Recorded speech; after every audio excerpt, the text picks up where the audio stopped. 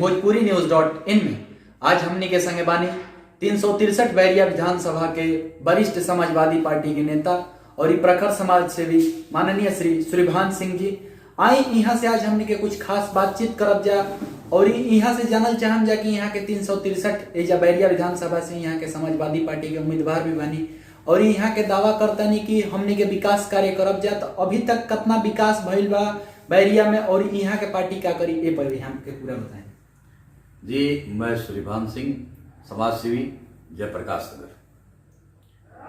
सबसे पहले तो आपके चैनल को धन्यवाद देता हूं और मैं कहना चाहता हूं कि देखिए, मैं बार बार इस बात को कहता हूं कि मैंने पार्टी में एक आवेदन दिया हूं प्रत्याशी बनाने के लिए। मैं नहीं कहता हूं कि मुझे टिकट मिले और मैं चुनाव लड़ करके और जनप्रतिनिधि बनूं और अपना हित, अपने परिवारों का हित सोचूं। मैं समाज के प्रति सोशल मीडिया में या मैं अपने नेता के यहां मैं स्पष्ट तरीके से लिख कर दिया हूं कि यदि कहीं से भी आपको बैरिया विधानसभा में यह लगे कि हमें ठाकुर प्रत्याशी लड़ाना है, क्षत्रिय प्रत्याशी लड़ाना है, तो उन कंडीशनों में एक बार मेरे जैसे छोटे मोटे कार्यकर्ताओं पे भी विचार करें। मेरे कार्य की या कार्य प्रणाली की समाज में, मेरे व्यवहार की समाज में जांच करें। मैं अपराधी हूं, मैं फ्रॉड हूं, मैं अगर गलत व्यक्ति हूं, किसी को ठगा हूं, लूटा हूं, तो इस कंडीशन में मुझे टिकट न दें। और यही नहीं, ऐसा अगर आरोप मिलता है समाज के अंदर तो मुझे पार्टी से भी बाहर कर दें।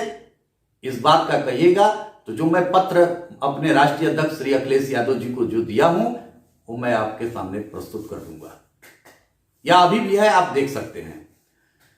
अब समाज से मेरा ये निवेदन है, बहुत ज्यादातर मामलों में समाज भी दोषी है। इसलिए दोषी है कि समय आने पर वह यह विचार नहीं करती है जनता कि हमें कैसा प्रत्याशी समाज के लिए चाहिए, कौन लोग हमारा विकास कर सकते हैं।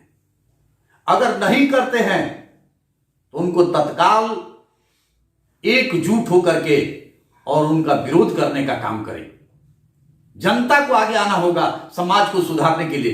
ये गोवर्धन पूजा का कार्यक्रम आप बड़े हर्षोल्लास के साथ हर साल कराते थे और इस साल जो है आप ये पूजा में ना ही सम्मिलित हुए और ना ही पूजा में अगुवान हुए, क्या कारण है? देखिए, ऐसा है, जब कोई इंसान आगे बढ़ता है तो उसको पैर खींचने वाले तमाम लोग होते हैं। मैं उसके पीछे दौड़ने वाला नहीं हूं।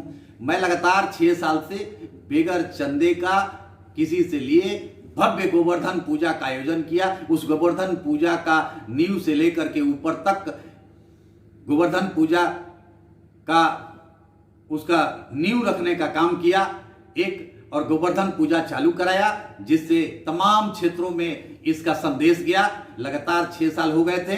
इस बार लोगों ने कहा चंदा से करेंगे। मैं खुशी खुशी कहा कि आप लोग चंदा से कीजिए। मेरा चूंकि इस बार गोपाल नगर में करने का विचार था, गोपाल नगर दियारा में, कि वहां भी जाकर के वहां के गरीब कुचले लोगों को मंच पर चढ़ा करके और वहां के लोगों को सम्मानित करने का काम किया जाए, हर बिरादरियों के लोगों को, जैसे यहां करता था मैं, उसी तरह वहां भी एक प्रॉपर्टी जारी करना चाहता था कि इस तरह का कार्यक्रम हो।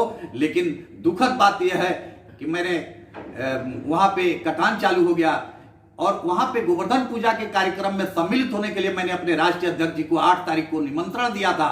उस पर राष्ट्रीय अध्यक्ष जी ने आश्वासन भी लोगों से कहा कि मैं विचार कर रहा हूं इस पे जाने के लिए। लेकिन दुख की घड़ी में, जैसे वहां पे लोग कटान से पीड़ित हैं, तो मैंने कहा कि जहां पे लोग पीड़ित है वहां पे इस तरह का आयोजन करने से अच्छा है कि वहां के लोगों को वही जो आर्थिक स्थिति है, आर्थिक जो खर्चा होगा, वही आर्थिक वहां के लोगों को मैं मदद कर दूंगा, तो कम से कम उनका छोटा मोटा एक सहयोग हो जाएगा। इसलिए इस कार्यक्रम को जो 8 तारीख को मैं कराने वाला था उसको स्थगित कर दिया।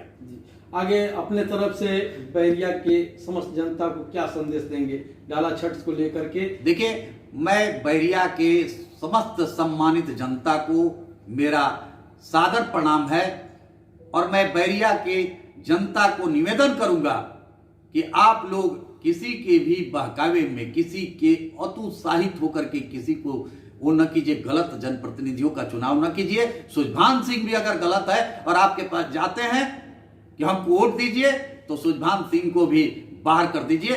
देने की जरूरत नहीं है, क्योंकि अब की बार जो चुनाव होने जा रहा वो करो या मरो की स्थिति में होगा। इसलिए कि बैरिया विधानसभा में आप देखेंगे अस्पतालों की स्थिति जर्जर, स्कूलों की स्थिति जर्जर, सड़कों की स्थिति जर्जर, किस तरह की स्थिति यहां पे सुदृढ़ है आप जरा देखिए, आप लोग विचार कीजिए। आप लोग